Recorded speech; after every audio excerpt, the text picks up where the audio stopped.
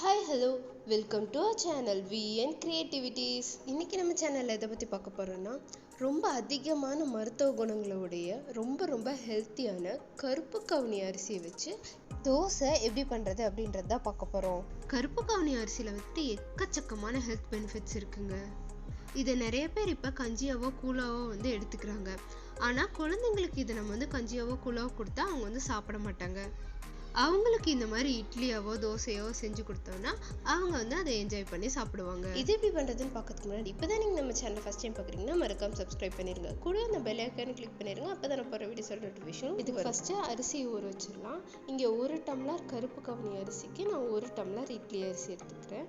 இதை ரெண்டையும் தண்ணி ஊற்றி ஓவர் நைட் அல்லது 8 hours சோக் பண்ணிடுங்க. நான் இங்கே ஓவர் நைட் இதை சோக் பண்ணி வச்சுருக்கேன். இப்போ இது நெக்ஸ்ட் டே மார்னிங் ஆயிடுச்சு. இதை ஓப்பன் பண்ணி பார்த்துடலாம். பாருங்கள், இது எந்த அளவுக்கு நல்லா ஊறி வந்திருக்கு அப்படின்ட்டு. இது அப்படியே இருக்கட்டும்.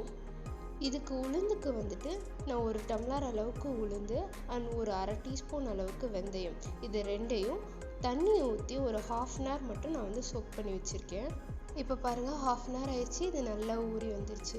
இப்போ இதை ஒரு 2-3 டைம் நல்லா கழுவிட்டு ஒரு மிக்சி ஜாருக்கு மாற்றி நல்லா அரைச்சி எடுத்துடலாம்.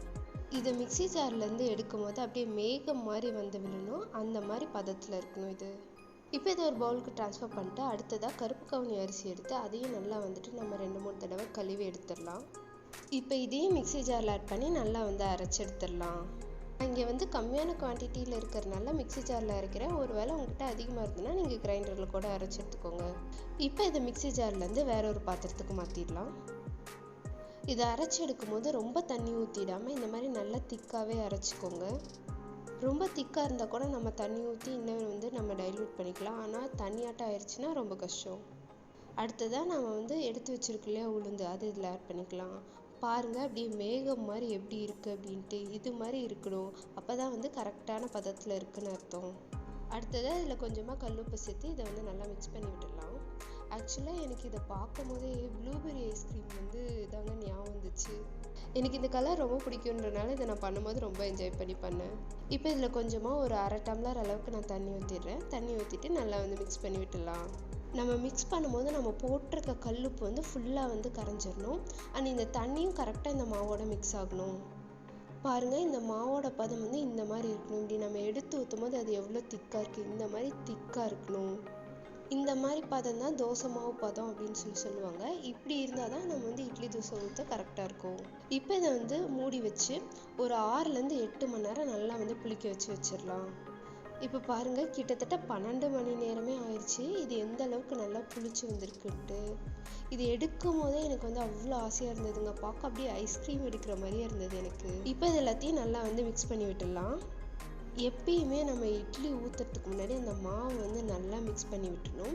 அப்போ இதுக்குள்ளே பபுள்ஸ் க்ரியேட் ஆகும். அந்த பபுள்ஸ் தான் இட்லி நல்லா மெத்தாக வரத்துக்கு காரணமாக இருக்கும். அதனால் இந்த மாவுன்னு இல்லை, நீங்கள் எந்த மாவு நீங்கள் கரைச்சாலும் இந்த மாதிரி நல்லா கலக்கி விட்டுட்டு அப்புறமா இட்லி ஊற்றுங்க.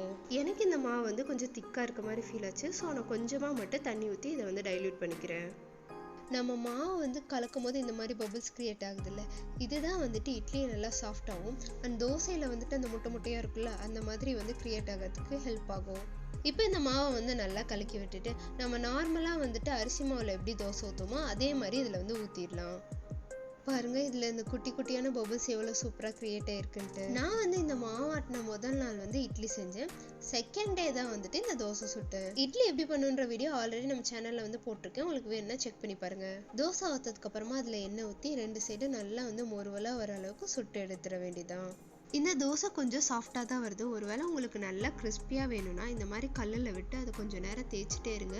அது அந்த ஹீட்லேயே நல்லா இந்த மாதிரி கிறிஸ்பியாகி மொடன்னு ஆகிடும். இப்போ இதை மடித்து பிளேட்டுக்கு மாற்றி சர்வ் பண்ணிட வேண்டியதான். அவ்வளோதாங்க, நம்ம கிறிஸ்பியான கருப்பு கவுனி தோசை சூப்பராக ரெடி ஆயிடுச்சு. இனி இதை சாப்பிட்ற வேண்டியதான். கருப்பு கவுனி அரிசி வெயிட் லாஸ்க்கு ரொம்பவே ஹெல்ப்ஃபுல்லாக இருக்குங்க. கருப்பு கவுனி அரிசி வெயிட் லாஸ்க்கு ரொம்பவே ஹெல்ப்பாக இருக்குங்க. ஆனால் இதை கஞ்சியோ கூழாக சாப்பிட்டா சிலருக்கு பிடிக்காது. அவங்களுக்கு இந்த மாதிரி இட்லியாவோ தோசையோ சுட்டு கொடுங்க, அவங்க விரும்பி சாப்பிடுவாங்க. இந்த வீடியோவை டேஸ்டியாக சாப்பிட்டு வந்துட்டு வெயிட் லாஸ் பண்ணணும்னு நினைக்கிறேன். உங்கள் ஃப்ரெண்டுக்கு ஷேர் பண்ணி விடுங்க. நீங்களும் இதை மறக்காமல் செஞ்சு பார்த்தா எப்படி இருந்தது அப்படின்றத எனக்கு கமெண்ட்டில் சொல்லிடுங்க. இந்த வீடியோ பிடிச்சதுன்னா லைக் பண்ணுங்கள், ஷேர் பண்ணுங்கள், கமெண்ட் பண்ணுங்கள் அண்ட் மறக்காமல் சப்ஸ்கிரைப் பண்ணிடுங்க. தேங்க்யூ ஃபார் வாட்சிங். பை.